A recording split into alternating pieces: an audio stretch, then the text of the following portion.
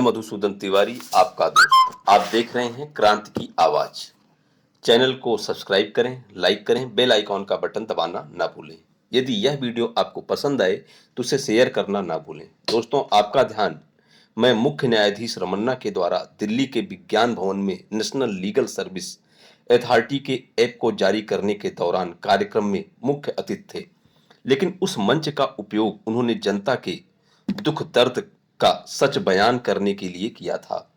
उस बयान की तरफ ही मैं आपको ले जाना चाहता हूं कि किस तरह से रमन्ना साहब ने पुलिस पर एक सवाल उठाया था कि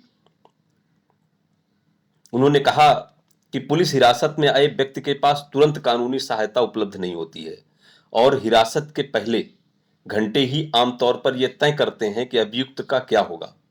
पुलिस के अत्याचार को रोकने और उस पर नजर रखने के लिए लोगों को उनके संवैधानिक अधिकार व मुफ्त कानूनी सहायता उपलब्ध कराने पर जोर देते हुए जस्टिस रमन्ना ने यह भी कहा कि इसके लिए देश भर के थानों व जेलों में होर्डिंग बोर्ड लगाया जाना चाहिए।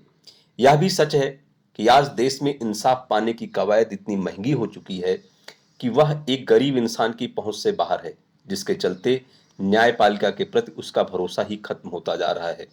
यह काबिले तारीफ है कि देश के चीफ जस्टिस ने इसे महसूस किया और अपने साथी जजों के साथ पूरी न्यायिक बिरादरी का ध्यान इस ओर दिलाया है। उन्होंने कहा कि यदि न्यायपालिका नागरिकों का भरोसा हासिल करना चाहती है तो हमें हर किसी को ये महसूस कराना होगा कि हम मौजूद हैं। सबसे पहले समय से वंचित आबादी न्याय व्यवस्था के दायरे के बाहर रह रहे हैं। जस्टिस रमन्ना ने स्वीकार किया कि महंगा और देर से मिलने वाला न्याय गरीब लोगों को कानून की शरण में जाने से हतोत्साहित करता है। उन्होंने कहा कि न्याय व्यवस्था के सामने यही सबसे बड़ी चुनौती है। यदि न्यायपालिका को गरीबों और वंचितों का भरोसा जीतना है तो उसे साबित करना होगा कि वह उन लोगों के लिए मौजूद है। इंसाफ तक सबकी पहुंच हो, इसके लिए कमजोर वर्ग और रसूखदार लोगों के बीच में फर्क को खत्म करना होगा।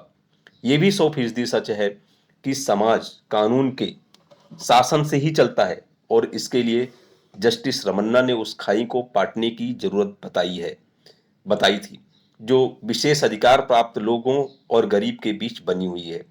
लेकिन सवाल यह है कि कानून के निर्माताओं को मुख्य न्यायाधीश की यह बातें पसंद आएंगी, क्योंकि मैं आपसे ये भी कहना चाहूंगा कि आजादी के 75वें साल में हम लोग प्रवेश कर गए हैं।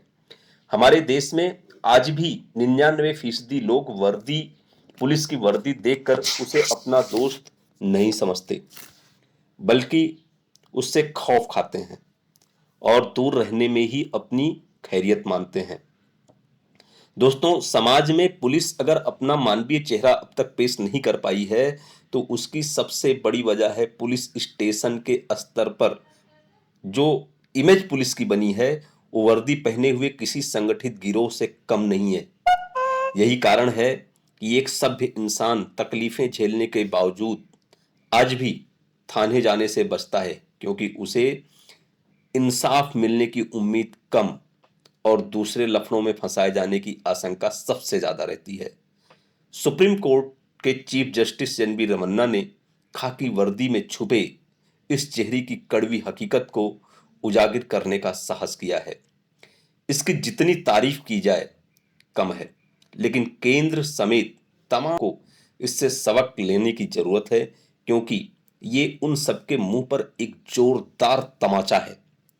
न्यायपालिका के सर्वोच्च पद पर बैठे माननीय न्यायाधीश अक्सर अपने कोर्ट रूम में गलतियों के लिए तो सरकारों को फटकार लगाते ही हैं, लेकिन अवसर मिलने पर वे कोर्ट से बाहर किसी समारोह में भी सरकारों को आईना दिखाने से नहीं डरते और उनका यही बर्ताव हम लोगों के बीच भरोसा पैदा करता है और इंसाफ मिलने की उम्मीद भी जगाता है। जय हिंद, जय भारत।